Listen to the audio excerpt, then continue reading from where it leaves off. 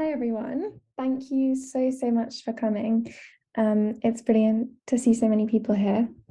And a very warm welcome to this seminar entitled It's Getting Hot in Here on Sex, Pleasure and Intimacy. This is the final installment in the seminar series, So Hot, Feeling the Heat in Contemporary Women's Writing, which is convened by Ellie and I and hosted by the Centre for the Study of Contemporary Women's Writing at the Institute of Languages, Cultures and Societies. So this is the last of 4 seminars in this So Hot series, which has explored how heat figures in contemporary literature from across languages and cultures. Ellie and I alighted on the theme of heat as just one possible lens for connecting body, affect, power, and planet. United by this conceptual focus on heat, the So Hot series has spanned such topics as menopause, hormones and transition, punk, protest and rage, and global heating and environmental injustice, allowing us to move between the cellular and the planetary, and the personal and the collective. This evening's seminar will focus on representations of desire and intimacy in contemporary women's writing. When we talk about desire, intimacy, sex, and pleasure, we often draw on a lexicon of heat. The hot date, the old flame, words like steamy, sultry, fiery. Today's theme evokes sweatiness, stickiness, and leaky, porous bodies, as well as warm feelings, kinship, and love. We might think about how fire figures as a symbol in the queer love affair in Céline Sciamma's film Portrait of a Lady on Fire, or how images of heat and fire are used to signal intense emotion and physical desire in Laura Esquivel's magical realist novel like Water for Chocolate. I could go on about this theme, but mainly we are just so delighted to have a really brilliant panel of speakers here with us to take these ideas further and tell us about their own research in and around this theme. So before we introduce them, I'll just hand over to Ellie briefly for some housekeeping. Thank you, Ellie, and hi everyone. Some very quick housekeeping before we begin. We kindly ask that microphones remain off while our speakers are presenting, but do feel free to keep your cameras on. It's always lovely to see people's faces. This seminar is being recorded, but only those speaking will appear in the recording. The Q&A at the end will not be recorded, so we can have a more free and open discussion. We invite you to drop questions throughout the session in the chat box, which will be picked up and read out at the end, or alternatively, you can raise your hand during the Q&A and unmute yourself to ask your question. In terms of structure, today's seminar will last an hour and 45 minutes, so we'll finish at 6:45 UK time, ideally. We'll see how we go. The seminar will begin with 3 20-minute research papers by Johanna Montlouis-Gabriel, Dominique, Carlini, Versini, and Jennifer Cooke, before we hear from Polly Galis, who will share some of her insights on academic book publishing as an author, an editor, and now a publisher herself. We will then move into the Q&A for the final 15 minutes or so. So without further ado, our first speaker today is Johanna. Johanna Montlouis-Gabriel is an assistant professor at North Carolina State University. Her work appears in Essays in French Literature, Études littéraires africaines, the French Review, and Routledge Press. Her research focuses on the articulation of French-specific Afrofeminism in contemporary France in creative realms ranging from literature, performance, film, and visual culture. She was a Camargo Foundation Fellow in the spring of 2022, and her book, provisionally titled The Afrofeminist Creative Praxis of Black French Women, is under contract with Nebraska University Press. Johanna's title today is Pleasure at Her Leisure, Black Women Writing Sexual Desire. Over to you, Johanna. Thank you so much for that. And I'd like to thank both Ellie and Allie for inviting me to speak today on such an amazing topic. And I really am excited to bring some of this to you today. Everybody can see this, okay? Fantastic. Okay, so I'll get started here. So let me just start with a definition of the word salope. Familier vulgaire, which is a definition from a French dictionary de Larousse. Familier vulgaire, femme qui recherche le plaisir sexuel. En gros, pute. So I start this paper with this definition as well as a quote from sex worker performer, and activist, Bertoul Borebec, showing the inevitable forces against women unashamed of their bodies and sexualities. In her manifesto, Balance ton corps, Borebec reclaims salope to highlight how contemporary society marginalizes women, sex workers in her case, and those who enjoy sex. Speaking out as a Black sex worker who enjoys her profession means that she made the choice to speak up from her experience, defying hypersexual stereotypes often attributed to Black women. And here's a quote from her: "Quand on est une femme, être salope, c'est briser l'image de la femme respectable que la société tente d'imposer et construire à partir de soi son identité sexuelle et son appartenance physique selon ses propres critères." All of this is, however, unfortunately not new. It is not unlike what Black French women have been writing about for decades before Bertoul Borebec did. When La Coordination des Femmes Noires, which is a collective that sought to fight against African and Caribbean women's oppression in France at the intersections of race, gender, immigration, and class, among other categories, back in the 70s. So when La Coordination des Femmes Noires published its first 1978 edition of its brochure, the very first topic to open the issue articulates the intersectional dimensions of Black women's existence in France, that of bodies and sexualities, under the title, Quelle sexualité? Which or what sexuality? Quelle connaissance de notre corps? What knowledge of our bodies? In enumerating the trappings of being Black and a woman in France, from eroticization to objectification, this Black women-led organization observes that Black women are either subjected to white male's trappings of hypersexualization or are subject to respectability politics from their Black partners, and everything in between, really. They sadly notice that Black women's desire and pleasure is jettisoned to favor Black men's pleasure.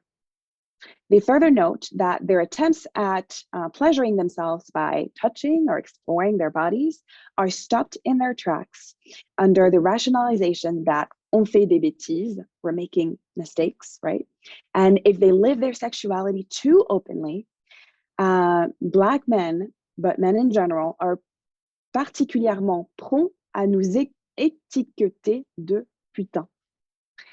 This strikingly echoes Gail Rubin's critique of women's sexuality as constricted to heterosexual confines of marriage for procreation purposes, whereby self-pleasuring is considered unhealthy. At the end of this 4-page section on sexuality in this very magazine in 1978, La Coordination ends with one call: Nous allons vivre notre plaisir différemment. And by opening their brochure with sexuality, La Coordination figures this experience as a crucial starting point for more interrogation around Black women's experiences of sexuality at the intersection of multiple oppressions and forms of domination. Black female writers have too explored the world of Black female sexuality and pleasure, which I will now turn to. And today I propose to look at 3 short stories in particular by Gisèle Pinault, writing from Guadeloupe, Leonora Miano, Cameroon and France, and Togo recently, I guess, and Henley Boom from Cameroon and France as well, all hailing from the anthology Volcanique, une anthologie du plaisir. In it, Black French women complicate, expand, and explore pleasure via their Black female characters. Instead of further silencing Black women's sexuality for fear of reinscribing hypersexual tropes, or reiterating narratives of trauma and unhappy sexualities, these narratives reclaim their bodies and sexualities for their own pleasure. As feminists, and this is the collective, essentially, that I'm pulling these short stories from. And the goal of Miano here was to mettre en scène la sexualité féminine.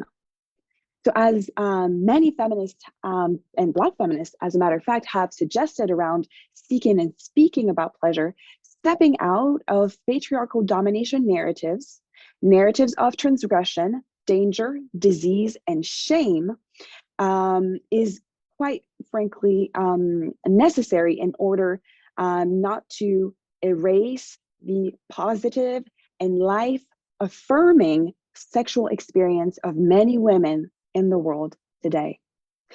And it is also crucial to begin to imagine ourselves in new and profoundly life-transforming ways. In other words, I now turn to Leonora Miano's collection, whose work does just that. It mettre en scène la sexualité féminine from all ages and under all forms, albeit the collection in itself, as I will talk a little bit about today, is really focused and limited to heterosexual schemas of sexuality. So with this, let me turn to the first story, Full Cleansing, La Quête de Quélie. In this story, the narrator retells the road to find pleasure of a middle-class Black woman named Marianne, or Quélie, as she recovers from the memory of sexual assaults that happened in her childhood. In the short story, Marianne, or Quélie's unquenchable thirst, the unending parade of men, is linked to her trauma. We learn, as the narrator tells us, therefore, that her active sex life had a lot to do with these assaults, that the desire is mimétique. Ce que l'on imite, c'est aussi le sorte de désir qui s'est porté sur nous à l'origine. On her road to reclaim pleasure, she chops her hair off and she starts her locks. She changes her name from Marianne to Quélie, which traditionally is a male name, but also means truth. In changing her name, she grapples with how her bourgeois upbringing made her hate her own flesh and make it perceived as excessive, too much, too sexy, which she had come to believe was true. On her quest to find pleasure again, Quélie therefore attempts to unlearn and challenge these truths, while also relearning pleasure.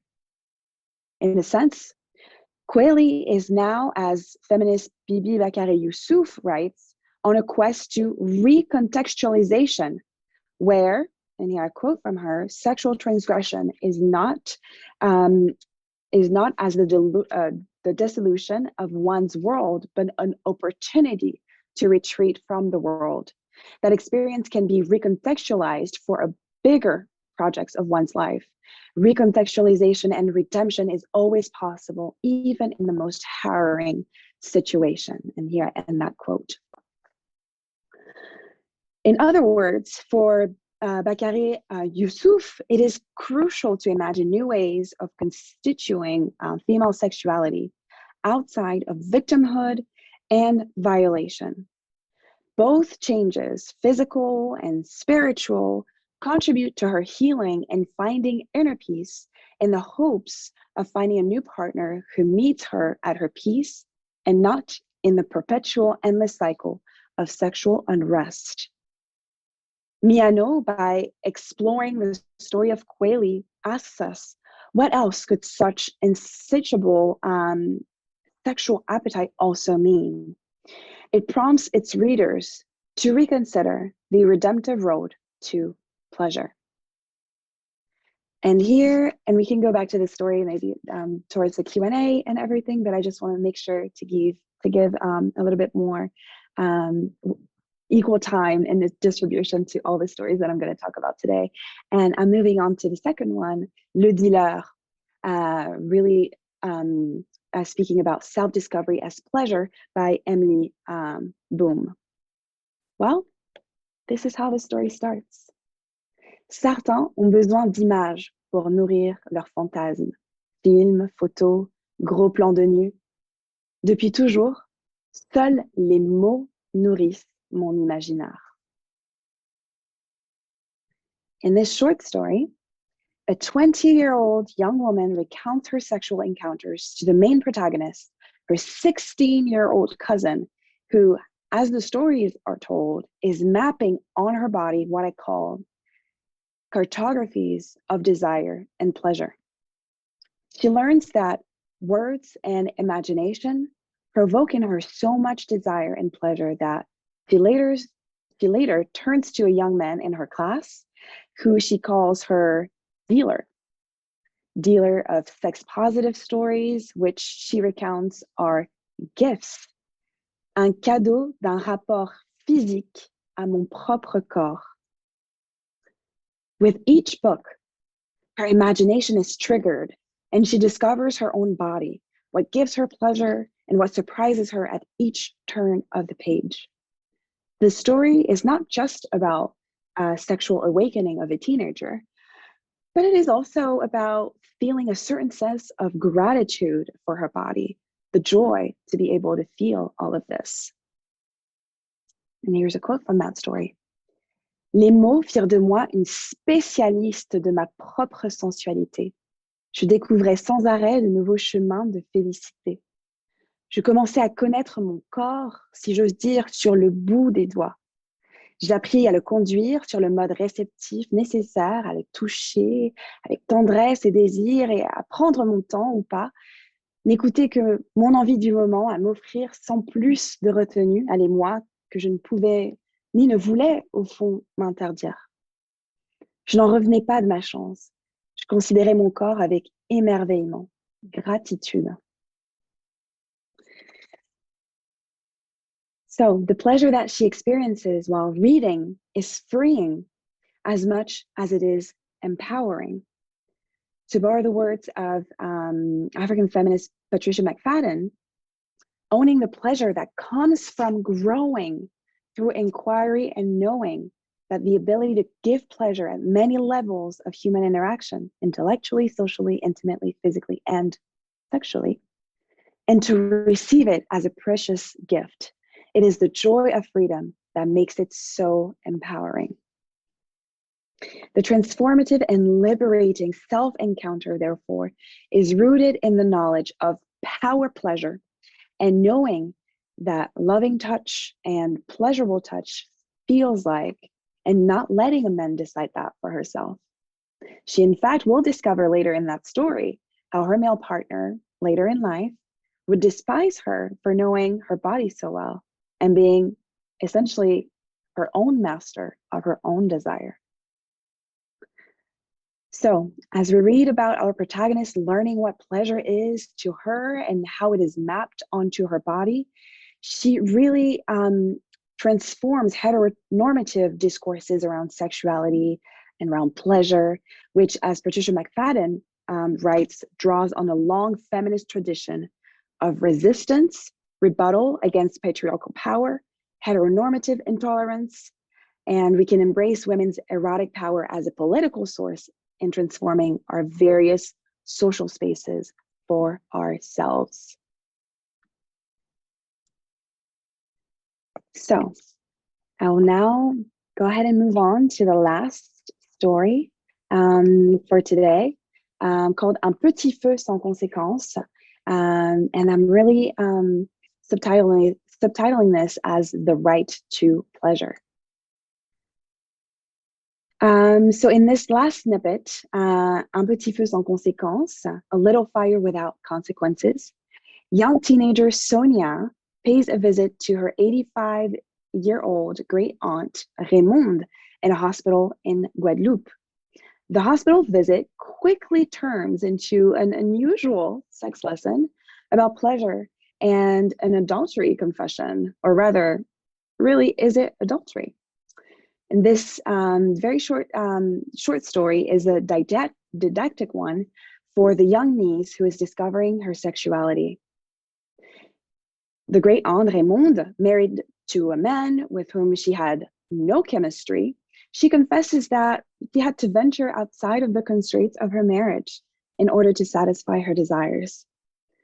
Unfold the many stories of her venture towards pleasure, but in particular, a night when one of her husband's friends lit a fire between her thighs. And this is the direct translation from what it says in the text. The mutual attraction results in the man confronting her, and as she denies his kiss, she leads him to kneel down as she recounts. Let's see here. Il s'est agenouillé devant moi. So he knelt in front of me. Je suis restée debout à côté de l'évier. I stood right beside the sink. Il a baissé ma culotte et son visage a disparu entre mes cuisses. C'était comme si il savait qu'il fallait s'occuper de ce petit feu qui brûlait là. Et il s'est mis à jouer avec sa langue qu'il enfonçait comme un enfant dans un pot de confiture. So here she really describes how this man essentially took her undies off and took care of the little fire between her thighs, and that he started just playing with her with his tongue, essentially, just like a child in a jam, you know, un pot de confiture. Like, I don't know really how to say that. So, as this 85-year-old woman recounts her extramarital affairs, she is quick to point out that she did not cheat, but rather, as a woman, she was entitled to experiences the pleasures associated with sexual desire, that her little fire needed caretaking, and that it was, again, well within her rights. This didactic component comes in the form of telling her niece that she is also entitled to feel and experience this kind of pleasure. Tu es sur cette terre pour vivre cette joie-là. You are on this earth to live this kind of a joy. Et tu y as accès, and you have access to it. Que ce n'est pas réservé à des privilégiés. It's not only for the privileged ones. Que c'est pas un péché que de prendre cette joie dans toute sa largeur et jouir de son corps, right? So it's not a sin to take part in this joy and to you know, jouir de son corps, you know, enjoy one's own body, you know, climaxing and all of that, right? With this one word, jouir. So this very quote again leads us back to Bertoul Borobec, the sex worker I cited at the beginning of this talk, in her manifesto, for a person's right to pleasure. But this also echoes Jessica Marie Johnson's concept of Black femme freedom. This concept of Black femme freedom is essentially Caribbean women's refusal to be wives or belonging to a man and seeking pleasure outside of the marital bonds. In foregoing the romantic call of men and only demanding that they care for son petit feu, or the little fire between her thighs, Raymonde illustrates how Black women can access this very femme freedom and these demands as rights. Finally, as we read this, Raymonde's role as a tutor for her niece also reminds us of a Ugandan tradition of senga, where the paternal aunts are teaching essentially premenstrual young women to be pleasing wives. As Afrofeminist Sylvia Tamale writes, this tradition now teaches women to look beyond sex as procreation. Raymonde prompts the niece and the readers too to reconsider the ways in which Black women have made themselves small and obedient disciples of heteronormative sexual acts inside of traditional institutions such as marriage, and instead explore and seek sexual freedom. So, to conclude, I will conclude briefly here. By prompting us to unlearn toxic bodily narrative, to reappropriate one's body and pleasure, to map out pleasure and desire by any means necessary, and rethink traditional institutions such as marriage, those texts prove to be a mirror as well as a window for other Black women across the Francophone diaspora who read and experience pleasure. Ultimately, beyond body and sexual positivity by imagining other sources of arousal. These compelling narratives lay claim to the humanity of the multiplicity of portraits of Black women. To come back to the introduction on sex workers, for example, Black French women like Beaurebec can also help provide experience and analysis beyond youth and beauty as well. Finally, this work that I presented today was published at the inaugural issue of CFC Intersection, but I'm already looking forward to take this work right here and put it in conversation with wider and more inclusive works that are not limited by heteronormative erotic schemas, especially as it regards Black, queer, and trans erotic narratives, as well as Black disability erotic narratives.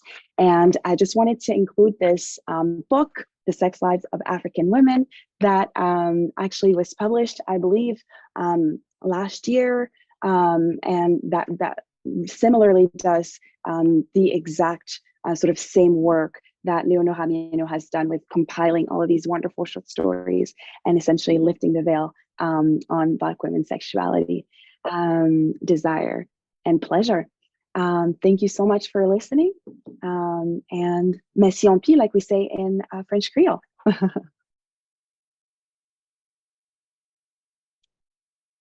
Thank you so much, Johanna, for that volcanic paper, for introducing us to so much incredible material, and for bringing little fires and gorgeous, sticky, jammy metaphors into today's seminar. So thank you so much. Our next speaker is Dominique. So Dominique Carlini Versini is an assistant professor in French at Durham University and a specialist of contemporary French women's writing and filmmaking. Her first monograph, Figures de l'excès chez Marie Dariussec, Virginie Despentes et Marine Devanne, Écrire et filmer le corps frontière, in which she examines figures of excess in text and films as a way to question bodily borders, was published by Brill in the Faux Titres series in February 2023. She is also interested in inclusive pedagogy, translation studies, and feminist activism and thought, which she explores in her writing. Her research has appeared in journals such as Women in French Studies, Dalhousie French Studies, and L'Esprit Créateur. She is currently editing a special issue on abortion in French literature and visual arts.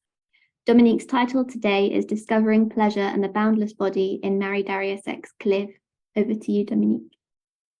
Thank you very much, Ali, for the introduction. I am going to go on presenters mode. Can you see my slides? Okay, yes, thank you. Well, thank you very much, Ali and Ali, for inviting me to be here today. It's been really nice attending the seminar series over the last few weeks, and I'm very glad to be here with you this evening. So, as Ali said, today we'll discuss Marie Dariussec's Cleve, which is one of the texts I studied in my monograph, which Ali mentioned, and as she said, it's a study of excess and bodily boundaries in the texts and films of contemporary French women writers and filmmakers. So apologies for the plug here. And this talk is actually an extract from a chapter dedicated to Cleve, and more broadly from the reflection that I developed in the book. So we start my talk by a brief introduction on sex and the body in contemporary French women writing, and then I will discuss the texts in more details, particularly around the question of exploring the body and its boundaries through sexual experimentation, alone and with others. And this will give me the opportunity to think about the hot topic of consent, which I will briefly talk about in the final part of this paper. So when Ali and Ali kindly invited me to present my work at the seminar series, they suggested that the session would be devoted to bodies sweat and excess, sex, sexuality and intimacy across intersections, love, pleasure and warm feelings. And I thought that while I would certainly be able to cover the first part, bodies, sweat, excess and sex are certainly represented very often in the texts I study, they are not so often associated with love, pleasure and warm feelings. In the special issue of L'Esprit Créateur, Sexual Textual Boundaries, Recent Women's Writing in French, Kate Avery's, Glé Kakute and Catherine Mao notes that while women's writing in French in the 20th century notably recast the script of sexual pleasure to relate women's sexual experience in often empowering ways, more recent works tell more varied stories, and often troubling ones. In a similar way, Shirley Jordan observed that a drive to excess defines the construction of female sexuality in a good deal of contemporary French women's writing, and Nathalie Morello and Catherine Rogers evokes the will to transgress the remaining taboos around sex and the body in women's writing. In her monograph, in which she notably analyzes the work of Darius Eck, Michelle Schell notes that explicit and disturbing representations of sex are common in contemporary French women writing as, and I quote, scenes of submission, humiliation, and violence committed against and by women are numerous in these explicit novels. This is just a short glimpse at the research on the topic, of course, but this is certainly something I noted in my research as well. In my monograph, I notably discussed the formal and thematic exploration of boundaries and their transgression in relation to the body. The focus on bodily boundaries in my study demonstrated the recurrence of unwanted touch in the work of contemporary women writers, including Darius Eck. Following Catherine Robson, I would argue that sexual violence and rape notably appear as central motifs in contemporary French women writing, and that these multiple accounts of rape from fictional narrators, actual victims or witnesses highlight the frequency and even the banality of rape in women's lives, but they also reveal the multiplicity of women's experiences of rape, whether they are fictional characters or not. Going back to Ali and Ali's suggestion, I chose to discuss Cleve today because it explores sexual pleasures in a very subtle way, as well as sexual violence. So I think it both echoes and engages in dialogue with a lot of the troubled explorations I just discussed in my introduction, but it also portrays sexual pleasure and the young girl's body in new and interesting ways. So I will move to my discussion of the book. I will quote from Penny Houston's translation of Darius Eck's text. And as you see, it has been translated as all the way, which certainly emphasizes the sexual content. So Cleve is Marie Darius Eck's 8th novel, and it tells the story of Solange, a young girl who goes through puberty. The story is divided into 3 parts: getting it, referring to her period, doing it, and doing it again, referring to her early sexual encounters. The text, narrated in the 3rd person, is often very close to Solange's point of view and embraces the language of adolescence. The narrative shows a certain candor in the crudest description of phenomena that affect the body. Through her narrative, Darius Eck seeks to give a new place to the language and the body of the young girl, as well as to reveal hidden aspects of the female physical experience. The novel actually opens with the following quotation from Rainer Maria Rilke: "Is it possible that we know nothing about girls who exist nonetheless?" The text is indeed the product of this observation. The young girl and her perspective are absent from literature. and Darrieussecq tries to remedy that. The title is also an obvious reference in the French context to Madame de Lafayette's 1693 masterpiece, La Princesse de Clèves, that Darrieussecq's narrative regularly echoes. In Darrieussecq's work, Clèves becomes a village in the southwest of France in the 80s. Although this geographical and cultural context may seem far removed from the environment of La Princesse de Clèves, many elements evoke Madame de Lafayette's text, and Darrieussecq's story can be read as a free and at times parodic adaptation of the classic text. Actually, Darrieussecq speaks of a remake of the text in which the princess has sex. So the question of sexuality and Solange's sexual awakening is central to the text, and her discovery of sexuality alone or with others occupies the second and third parts of the novel, as I noted.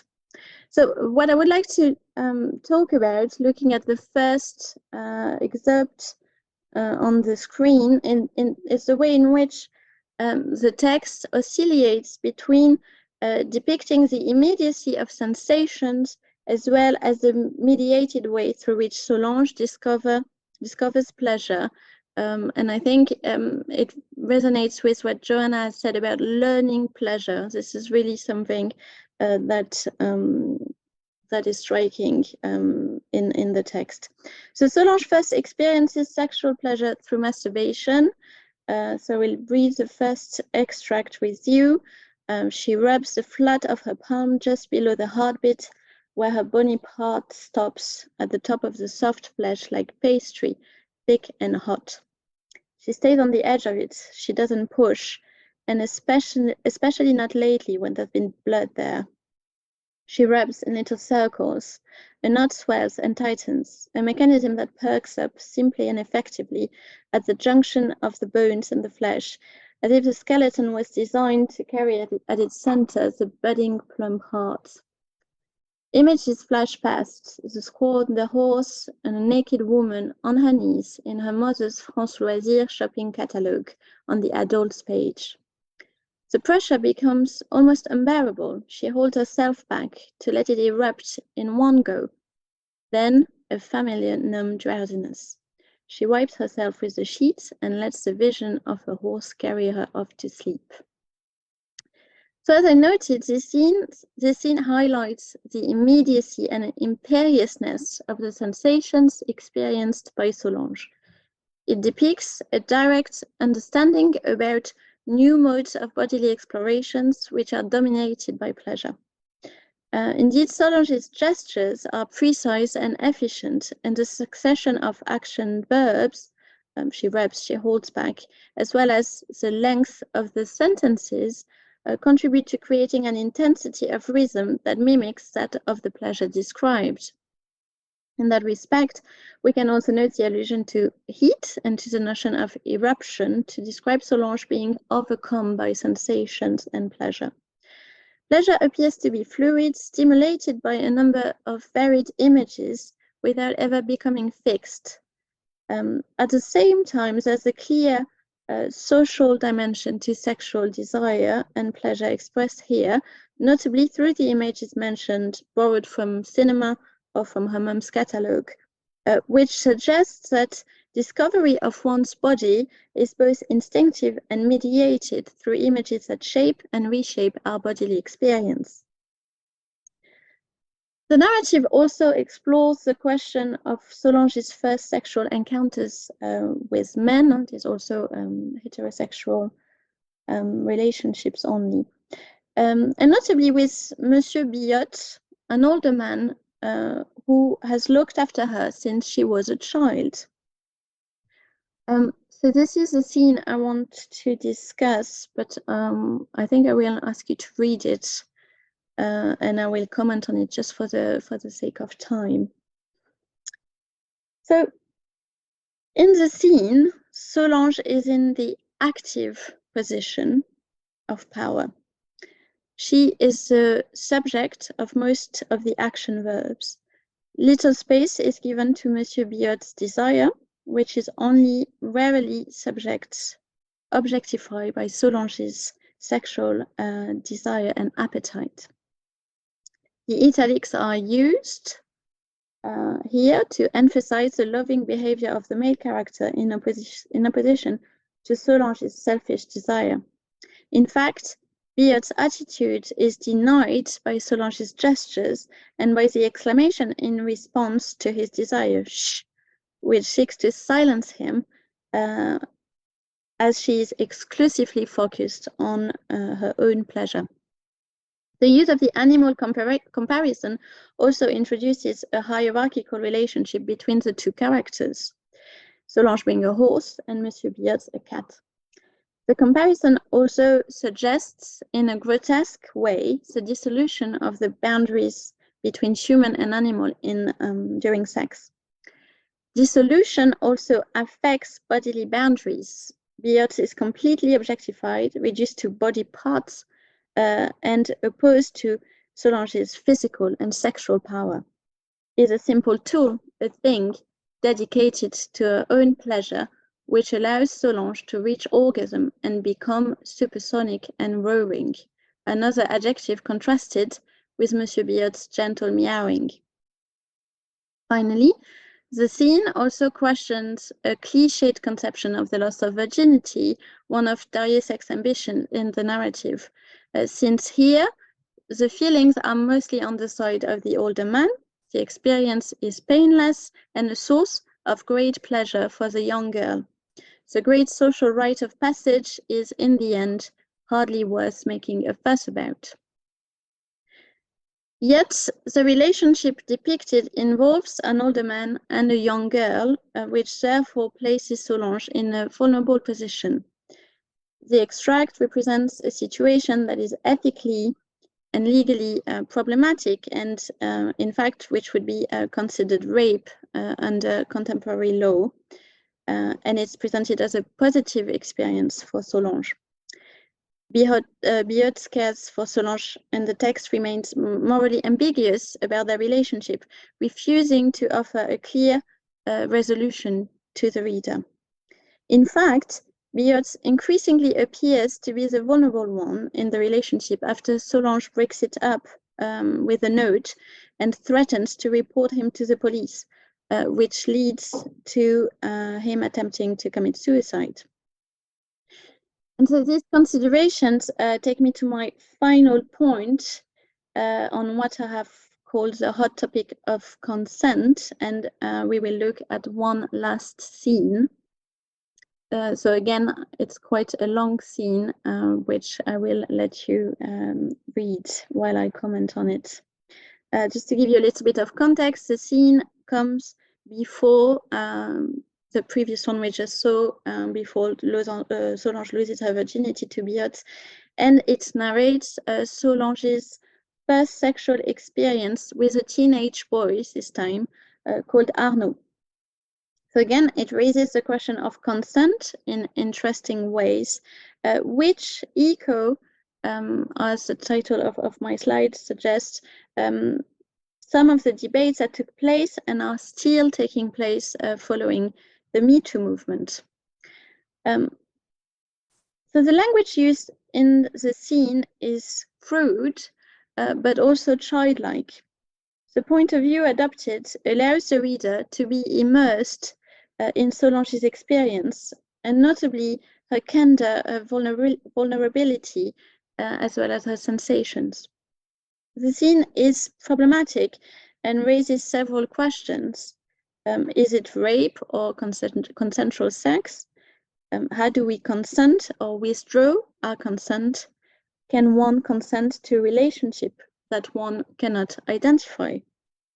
So again, the text raises those questions, but doesn't necessarily answer them.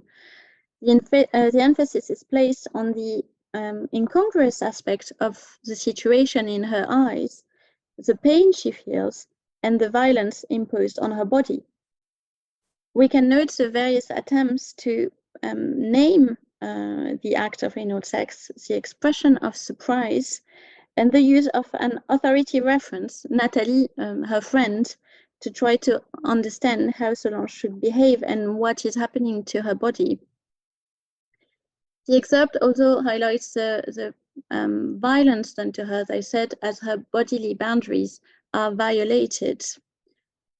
In the scene, Arnaud is represented as the active element, while Solange is characterized by her passivity and loses her position as subject. He is the subject of active verbs, or verbs that underline his determination. For instance, he straightens her up, he's clutching at her.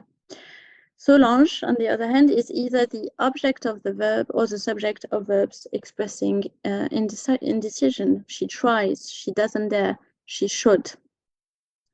Similarly, the transcription of the dialogue between Solange and Arnaud on the page represents the power relation between them, as Solange's words are transcribed using italics.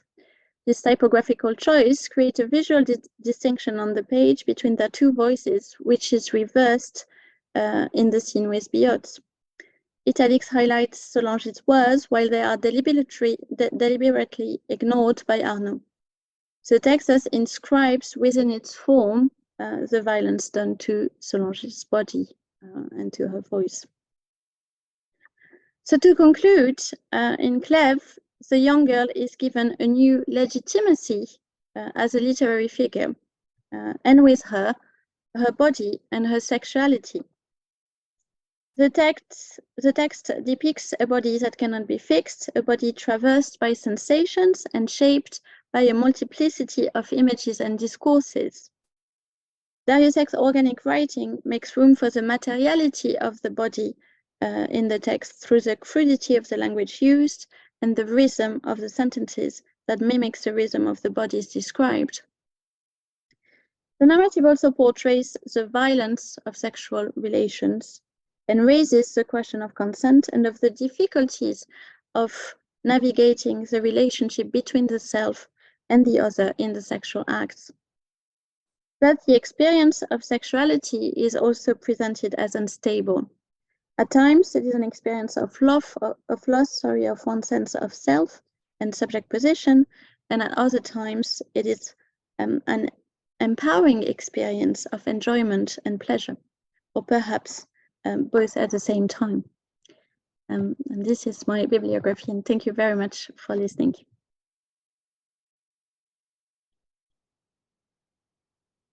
Thank you so much, Dominique, for that paper. That was really brilliantly done. Yeah, thank you, I guess, in particular for like engaging with the theme and really interestingly working through that relationship, I suppose, between like sticky, sweaty bodies and warm feelings. I really love what you said about that. And you've gestured to some really rich intersections with Johanna's paper too. And also when you mentioned the young girl, I think there might be some really brilliant connections with what Jennifer's about to say as well. So we'll move on to Jennifer now. Jennifer, sorry, I've lost my, here we go.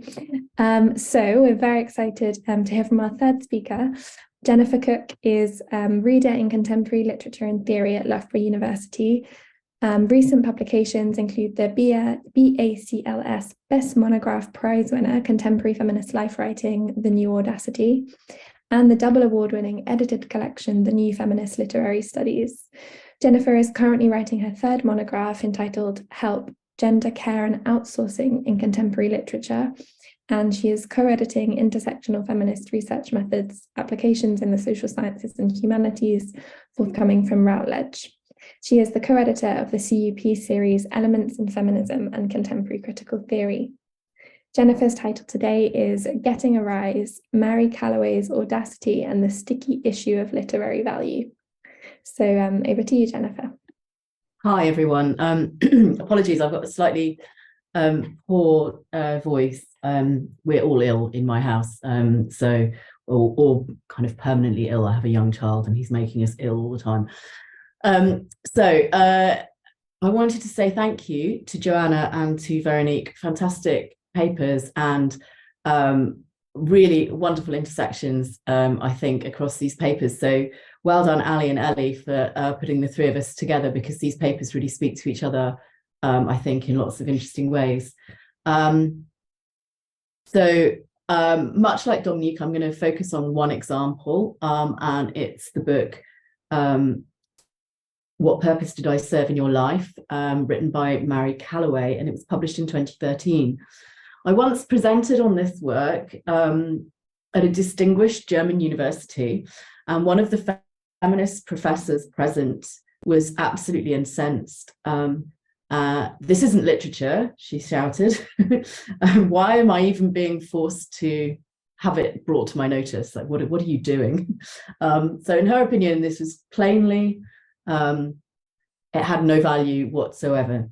And I want to suggest today that writing that gets us hot under the collar, for whatever reason, raises these questions of value. I think Dominique's examples really spoke to that too. In this case, for Mary Calloway, the question of literary and feminist value of her book, alongside the suspicion that it's a self-serving effort, a kind of something of reputational worth to a budding author. It's her first volume, her first book, and she's clearly invested in shock and the bodily shudder of disgust. As William Ian Mirror elegantly suggests, the so-called fallacy of imitative form is not completely fallacious when it comes to disgust. In other words, writing about disgust might be at times disgusting. And I think that also speaks somewhat to some of Veronique's examples.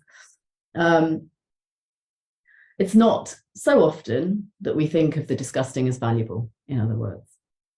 Calloway's writing is an example of what I've termed in one of my books, the new audacity that I see emerging in feminist life writing during the first 2 decades of the 21st century. And I think there's a really interesting mapping to be done in lots of ways with what's happening in French literature, which I mean, I'm not a French literary scholar by any means, and my French is poor, although I felt somewhat proud of myself being able to translate those passages. But my French isn't great in terms of intervening and writing in the scholarship. But my sense is that French writers are just there a little bit faster than their Anglo-American peers in terms of breaking the boundaries of taste or whatever and so on. But that's maybe a question or something we can explore in the questions. But these new audacity writers that I see Calloway as part of, they're life writers, they're invested in testing the boundaries of autobiography, they're bold in content and in the style of what they do, and they explore difficult and disturbing experiences. Like Calloway, they're experimenters in life and in the art of telling it. And in her case, we hear about her sexual life in this book and experiences that she's captured from that as a writer. I have to say that formally, there is contention about whether this is a work of fiction or not, but it's presented, I mean, the person within it is Mary Calloway, and Mary Calloway is the author's name on the front of the book. It's not her real name, it's a pseudonym.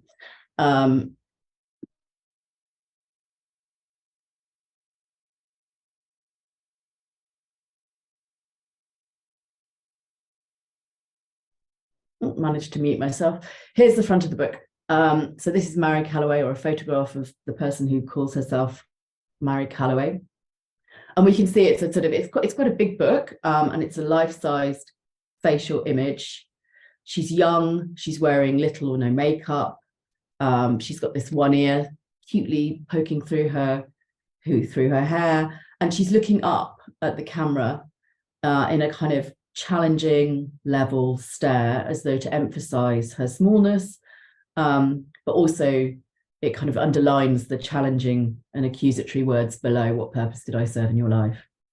So this combination of youthfulness and the flat lowercase title without the question mark and the direct gaze produce an image of a girl exploited and suggest the book's contents will provide a rejoinder in some way to such misuse. But I'm going to be arguing that while What Purpose is indeed a rejoinder to the way in which men have conducted their own sexual encounters with her, and the book is all about her sexual encounters with men, But whether we class her as vulnerable is a more vexed question, entangled with inevitable social stereotypes, which Calloway, as a young and attractive woman, embodies, deliberately performs, sometimes suffers, and at other times, not unproblematically, enjoys. Most of the chapters of What Purpose are first-time sexual vignettes, such as the opening story entitled Portland, Oregon, 2008, which recounts the loss of her virginity. It's such an interesting, I could have literally structured my talk, Dominique, with some of your subheadings, right? There's so many interesting crossovers. Another of the stories is the final tale is, it tells of sex with two men and is called either ironically or dispiritingly, Thank You for Touching Me. Other chapters include montages of her Facebook conversations, emails and selfies with negative reviews superimposed over them, quotes from correspondence, sometimes interspersed with her own commentary. And we can see an example here. So this is a photo of Calloway dressed a little bit in Lolita style, and it's got a quote about, sort of denigrating quote about her work written across it.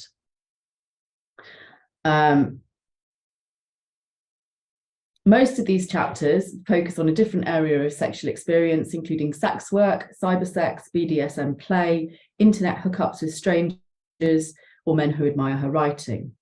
It is as though Calloway is embodying Catherine Angel's suggestion that how we understand sex is inextricable from how we understand what it is to be a person. Certainly, Angel's 4 chapters on consent, desire, arousal, and vulnerability in her book are all areas of sex that Calloway explores in What Purpose. Nevertheless, with their selfies and their youthitude and their sexual confessions, wherein the self appears as an object upon which to trade for likes, that's the sort of Facebook element, notoriety, for accumulating the desire of the other, the pages of What Purpose can look remarkably close to presenting various iterations of the empty, late capitalist, thoroughly commodified figure of the young girl, as theorized somewhat repetitively by the collective Tiquin. And I think this is on the next slide. Yeah. The young girl is old already insofar as she knows herself to be young. So for her, it's just a question of making the most of that suspended sentence. That is, committing the few reasonable excesses and living the few adventures expected of her age. Such a cynical take, and quite spicy, quite like it in some ways. Anyway, so the accusations among Calloway's reviewers of her narcissism or self-absorption, alongside the number of selfies and social media images in the text, similarly resonate with Tiquin's rather scornful declaration that the young girl resembles her photo, or the young girl never creates anything, she recreates herself. Almost uncannily, in fact, some of the qualities Calloway's reviewers accuse her of are also qualities Tiquin attributes to the young girl, e.g. a form of autism, narcissism, being a wreck. In Tiquin, it's a shipwreck, and being naive. Interestingly, it's not inconceivable that Calloway would have been aware of their text, published in 2001, but circulating in English by 2010, and discussed heavily online and in academic circles. And she has an interest anyway in what she calls her reverse Lolita complex, her attraction to crafting her cuteness and her youth in order to attract older men who respond to that kind of image. So she would have probably been interested in a text on the young girl. Calloway's writing interests me because I read it as purposely constructed to elicit the negative moral reactions which it has received. And in so doing, it exposes the heterosexist and patriarchal moral assumptions that surface in response to young women's sexual behaviour. Like the photograph on the book's cover, the content of What Purpose is provocative and challenging. Before getting formally published, for some time Calloway had been posting her writing to a blog, including the story later included in What Purpose as Adrian Brody, which had initially carried online the eponymous title of The Man Calloway Seduced, an older New York writer whose girlfriend had not been aware of his infidelity until the blog post went viral. The story was accompanied by a selfie of Calloway's face, with what appears to be Brodie's semen dribbling from her lips. And that's reproduced in What Purpose? The internet reaction to this story, as Calloway discusses in one of the other chapters of What Purpose, was immediate. It continued and gained in ferocity when Tao Lin's publishing outfit Moo Moo House published the story, her first breakthrough into the avant-garde New York alt-lit scene. Social media commentators who swiftly identified the previously blogged title and thus the man disguised by the name Adrian Brody were not reticent in their condemnation, even while they drove traffic to her other blogged stories. Comments reproduced in What Purpose ranged from aesthetically damning and condemnatory, boring prose, a lazy, boring writer, or scornful and insulting. These are stories about a female train wreck. Her female characters are so fucking ugly. She's just not very bright. She's kind of a moron. To concerned speculations that Calloway might be suffering from mental illness or autism, and at the outer extreme include a fantasy of Calloway's violent death. And she reproduces all of these in What Purpose? So many of these are what make up the written section, the chapter called Criticism. Calloway thereby turns these reviews into her own material, offered up as part of What Purpose for review in turn, with the added twist that they are literally written over her photographed body. There's one there. You can kind of see the shadow of her. It's a terrible book to photograph, and it's a very hard book to reproduce, but you can kind of see the shadowy image of her behind, and then you can see the quote over. And lastly, there's the fact that Mary Calloway makes me embarrassed and ashamed to be a female writer in my 20s. And that's one of the nicer ones. So this effect, putting the reviews over her photographed body, has the crudity of an internet meme and the sophistication of pointing out that such reviews have bodily effects. The shame they seek to induce, and Kay Mitchell has discussed this prevalent intention across the variety of responses to this text, has bodily manifestations, and such criticism can lead to mental exhaustion, panic attacks, and hyperventilation, which Calloway documents in the story Jeremy Lin. At the same time, these superimposed reviews highlight how Calloway, not her real name, is perforce a mediated composition rather than identical with the construction of the woman who writes I in What Purpose or appears in its photographs. If photographs, especially selfies, are deliberate constructions that capture only the surface, these reviews are equally distortive and shallow, Calloway's reframing of them suggests. Resultantly, the cacophonous opprobrium and callous speculations of the reviewers builds, page by page, to feel suspiciously like a symptom of something far more pathological than Calloway's writing or her sexual adventures, thus suggesting that one purpose that she serves for her readers is to be their moral kicking horse. Thus, she successfully manages to get a moral rise out of her first wave of online readers, subsequently transforming their vitriol into her own material and thereby advancing her own indictment of their commentary and cruelty. Many of the reviewers assume that Calloway is young, naive, and vulnerable. As an extension to these qualities, as we have seen, they also frequently assume she is stupid and shallow.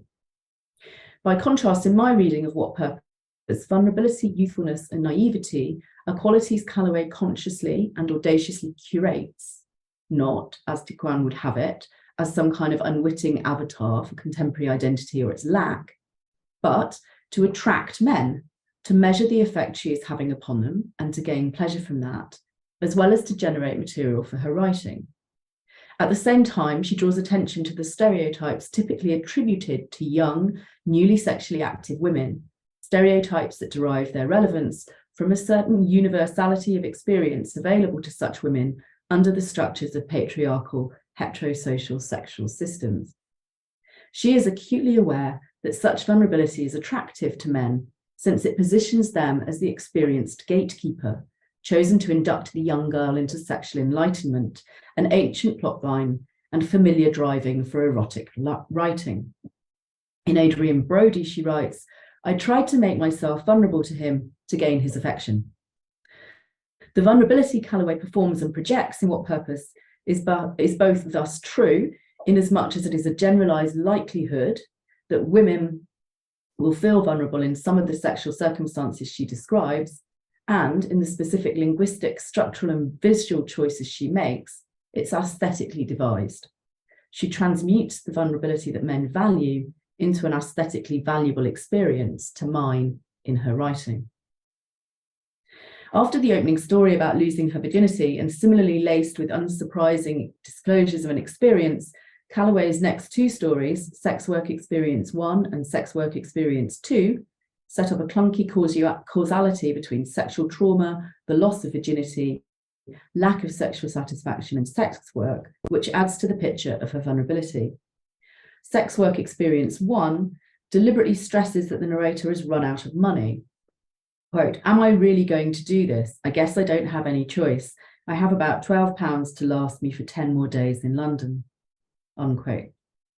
The fourth story, wherein young Marie meets up with a photographer she first encountered online, discovers she enjoys degradation while giving him fellatio, and realizes that he is 3 years younger than my dad, quote, consolidates the picture of a young girl's exploited sexuality. The structural organization of these stories is provocative. More conservative readers may conclude that Calloway is giving herself away to men who definitely do not deserve the gift, as this line of creepy thinking insinuates, of young female flesh. Even liberally minded readers may be tempted to suppose Calloway will regret some of these sexual decisions when she's older, a view expressed by some of the reviewers. The more pertinent question, however, is how a young woman who wishes to experiment with new sexual experiences is to avoid such ubiquitous judgments. There are no socially acceptable models of how to be a sexually active and adventurous young woman without attracting moral censure. In a stark manner, then, in representing sexual experiences which are likely to elicit judgment, Calloway lays bare the contradictory economic and mystical thinking at the heart of heterosexuality, which positions her as always in the wrong. Her virginity should be worth, this is the logic of this, more than a sexually unpleasurable experience with a stranger. Her sex acts should be worth more than sushi, makeup, and margaritas, the things that she wishes to buy with the cash from sex work. And she should value herself more than to give herself for free to an internet pervert who may take photos of her in compromising positions. So that's my summary of the logic of this pernicious damned if she does, damned if she doesn't situation she's in. Juno Mack and Molly Smith note this moral squeamishness about sex, criticising the perception that to have sex, or to have sex in the wrong ways, too much, or with the wrong person, or for the wrong reasons, brings about some kind of loss. This is the perception, not what they actually think. Within this pernicious logic, the final maths is simple. The men prize Calloway more than she does herself, because virginity, youth, and sexual first times, all conditions considered vulnerable to exploitation, can be sold for higher prices, better experiences, and lower risks than she achieves. Within this logic, too, female agency and desire are not a factor of consequence. It does not matter much that she wanted to lose her virginity to a stranger, that she chose sex work because she wanted fast money to buy makeup, sushi, and margaritas, or that she desired to visit the Irish photographer. Such a logic whereby women inevitably fail is not new to us, yet the descriptions of a young woman's traversal of these heterosexual vectors have considerable pathos in revealing how embedded is the value system attached to young female sexuality. The fact that many of her reviewers also expressed contempt for Calloway's sexual behaviour fits precisely within this structure of valuation, which immediately situates her as the victim of the men she encounters. In Cybersex, which is the fifth chapter of the book, Calloway presents her most concerted efforts to get a rise out of men in her interactions with them on the internet. Next to thumbnail photos of herself, like you have on Facebook Messenger, for example, or Facebook Threads, sorry, she has typed, "Do you have rape fantasy?" to her online interlocutor, whose identity is redacted. He is initially reticent, but soon asks, "Want me to rape you?" With what may be a different man, their identities are all blacked out, she writes, "Tell me weird things you're into." She encourages the men to write their sadistic sexual fantasies, asks them a lot of questions, and less frequently shares what appear to be her own masochistic fantasies. She regularly uses the cute and kittenish word mew. So interesting that the kittens, that the animals are with us today, as a non-committal, if softly encouraging and appropriately vulnerable response to what these men describe. And I've got some examples here. You can't see them very well, but you can kind of see the reproduction of the Facebook thing, and you can see, I think I gave you a mew, yeah, in the very last one.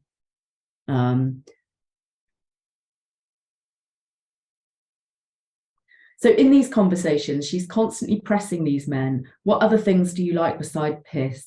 Tell me what else you like to force girls to do. What would turn you on the most, for example. As What Purpose continues, this image of her deliberately getting a rise from the men she encounters intensifies. It's significant in this light that Calloway never recounts having an orgasm of her own, despite the range of sexual experiences recounted in What Purpose, and despite her admissions of sexual arousal in some of them.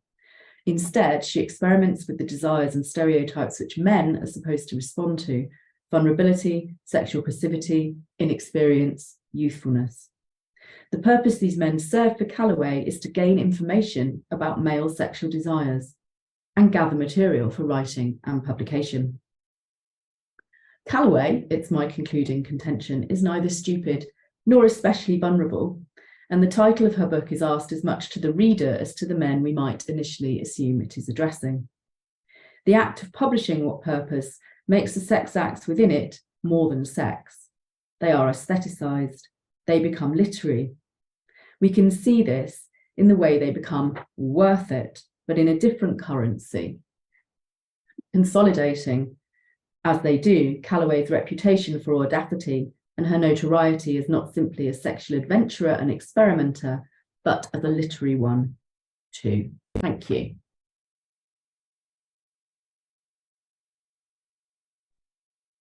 Thank you so much, Jennifer. That was really interesting and intriguing, and definitely Mary Calloway, I think, used the word vexing, which she feels a very vexing case. Again, just so complimentary as a panel. So thanks so much again to Jennifer and to all three of you for your very rich papers. So before we move into the Q&A, and I would encourage everyone to absolutely stick around for the Q&A and kind of keep mulling over your questions.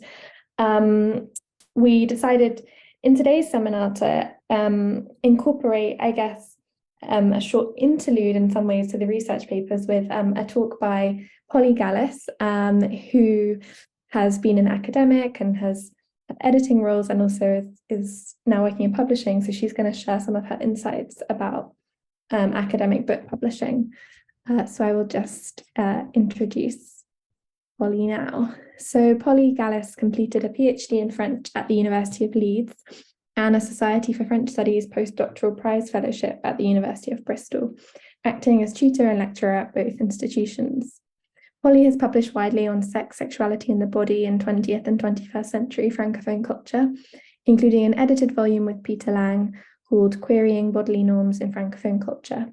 Her monograph has just been published by Peter Lang, Oxford, as a winner of their Young Scholars Competition in French Studies, entitled Frank French Feminisms, Sex, Sexuality and the Body in the work of Arnaud, Houston and Arcon. A lover of books, Polly now works in publishing. Fantastic, thank you so much, Ali. Can you all hear me? Fantastic. Okay, I will try to share my screen now.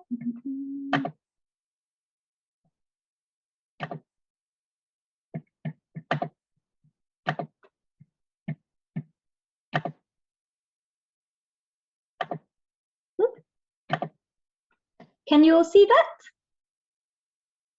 Okay, fantastic.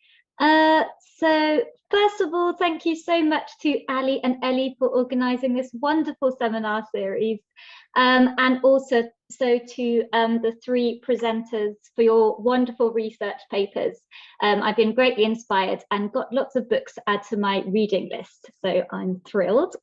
So today I'll be talking about publishing based on my own personal experiences, but I hope that the suggestions I've come up with are universally applicable and will be useful to you if you're thinking about publishing a book for the first time or thinking of joining the publishing industry. I will start by talking about publishing from an editor's perspective, then an author's perspective, and finally I'll talk about publishing from the perspective of publishers themselves. So to start with the editor's perspective, here are some tips for preparing journal issues or edited volumes. So my first suggestion would be to begin by organising a research event. So this isn't essential, but it does mean that you'll have done half the work already, in the sense that you'll have gathered together a host of expert scholars on a particular topic who will have prepared papers for presentation, and it's then a lot less work for them to develop those papers as articles or chapters than to start from scratch. Secondly, I would recommend joining forces with fellow academics, so co-editing a journal issue or edited volume, because that will make the workload much more manageable and, in my experience, much more enjoyable. I'd also suggest identifying and contacting your preferred journal or publisher as early as possible. So you don't need to wait until after a conference, for example, or until after you receive all of your author abstracts to get in touch with them. Because it's quite useful to find out nice and early whether your proposed theme appeals to your preferred publisher, whether they actually have capacity to publish your book within your desired time frame, and they might also have specific requirements. So, for example, they might need all contributions to be written in English, or they might require you to commission a couple of chapters on a particular topic. And those are all really useful things to know before you actually reach out to your prospective authors. Then once you've sent out your call for abstracts and you've received your abstract submissions, you'll move on to your selection process when you decide which articles or chapters to include. And obviously you'll want quality to steer your selection process, but you should also try and think about what patterns are emerging across the abstracts you receive. So are the majority of abstracts focused on a particular time period or media or francophone region or topic, and which of those is most important to you? And if you allow those patterns to steer your selection process, then you should hopefully arrive at a more coherent narrative across your journal issue or across the edited volume. And this should also allow for a fairer selection process. Then you'll come on to the official publication proposal, where you'll need to outline your aims, objectives, and structure as clearly as possible. And you'll need to say what previous scholarship has come in the field and what your book adds that is new and timely and exciting. So what's your book about and why does it matter? And I would also recommend getting a third party to read your proposal just to make sure it's as clear as possible. Then if or when your proposal is accepted, the publisher or journal will send you a list of timelines and guidelines to circulate amongst contributors. And at this point, I would advise setting deadlines earlier than you need to, so allow yourself and your contributors some leeway and room for maneuver, because it might be that your contributors need to ask for an extension, or that some chapters require more revision than others. So do factor in unexpected delays. Now on to publishing tips from an author's perspective and some tips for preparing a monograph. Now, Dominique, I'm thrilled you did a plug of your book, because I'd like to do a little bit of self-promotion to begin with. So hopefully on the right-hand side, you should see a picture of my new book called Frank French Feminisms, Sex, Sexuality and the Body in the Work of Ernaud, Houston and Arcan, which was just published by Peter Lang in its Studies in Contemporary Women's Writing series, which supports the work of the ILCS's Centre for the Study of Contemporary Women's Writing. Hence why I thought it would be an appropriate time to mention the publication, as I know I'm amongst friends and fellow women writing scholars. And actually, I was just thinking during Jennifer Cooke's presentation about parallels between the work of Callaway and Arcan. So if this book does appeal and you want to buy a copy for yourselves or for your institutional libraries, you can use the discount code FF30 to get 30% off until 10th of May. And I'm also very grateful to Professor Shirley Jordan, who interviewed me about my book. So if you'd like to listen to that, there's the link to the YouTube page. Now, to segue back into general tips, this book was a winner of the Young Scholars Prize in the French Studies section, but that is now called the Emerging Scholars Prize. And I know that Peter Lang are going to be sending out information about that imminently for the 2023 round. So do keep your eyes peeled for that. And generally speaking, when you're thinking about who to publish your monograph with, obviously you want to be thinking about things like international ranking and reputation, but I'd also recommend, thinking about what prizes publishers offer and if you're eligible, and also thinking about what series they publish, and what inspires you about those series and what do you think your book can contribute to that. I'd also definitely recommend exploring the large array of blogs and books that are out there about revising your thesis for publication. I'd also say don't underestimate the proposal length and requirements. So some publishers will expect you to submit quite a lot for consideration. In some cases, you might need a writing sample of up to 25,000 words. And once you've submitted your proposal, it can also take several months to hear back from the reviewers. And it might be that you receive a rejection the first time and then need to reach out to a second publisher. So I'd say don't be disheartened if that is the case, because that's quite a natural part of the publishing process, but it's just something to bear in mind when you're thinking about scheduling a potential book project. I'd say once your proposal is accepted and you're asked to submit your first draft manuscript, try to do that as early as you can. And I'd say this is somewhere where I went wrong, because I think when you're publishing your first book, and particularly a thesis that you've spent years on, it's quite daunting preparing that to submit for review for professional publication. So I think, I was perhaps a little anxious of that and dillied and dallied a bit too long. And then I received quite extensive revisions, which meant that the overall writing and revision process was delayed slightly. So I'd recommend being confident in yourself and trying to submit that first draft as soon as you can.